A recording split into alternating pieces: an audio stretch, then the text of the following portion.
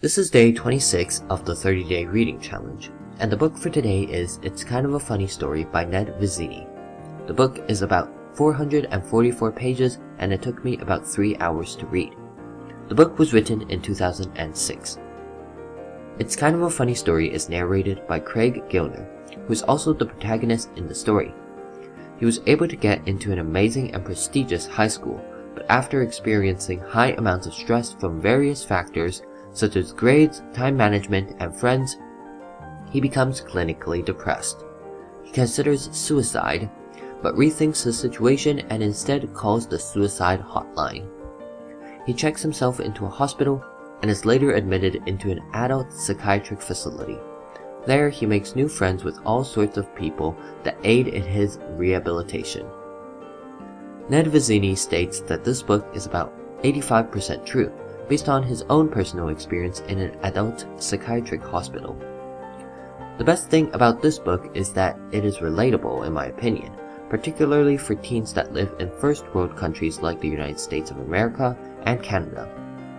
This book reveals the stress that can accompany so many students.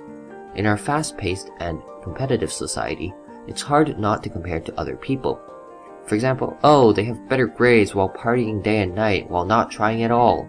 Or all my friends and classmates are attending so many classes and achieving so much, while I'm playing video games and being unproductive. In reality, we all have our own experiences and lessons to learn, and being able to accumulate those are one of the treasures in life.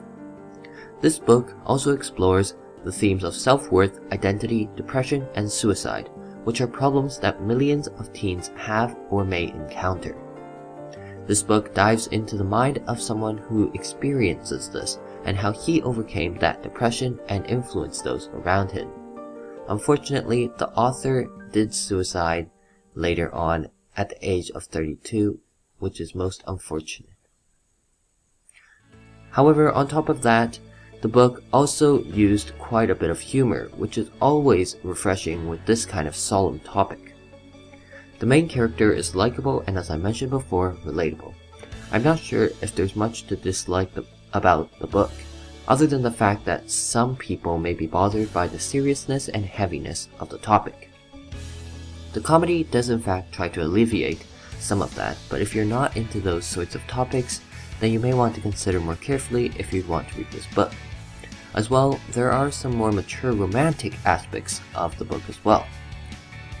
However, that shouldn't be too big of a hindrance.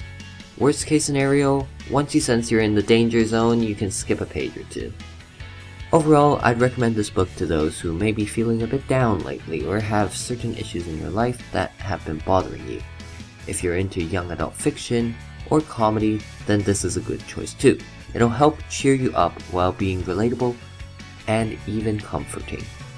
If you are indeed feeling depressed or have any serious mental health issues, please seek help immediately. This can be from calling a suicide helpline to talking to someone you trust and love. Where there is hope, there is light. It's only when you lose all hope that darkness overcomes you, and there is always hope in this world. So that's my book and my review for today. Hope you all stay safe and healthy, and if you have any suggestions, let me know. Thank you all for listening, and I hope you enjoyed the book.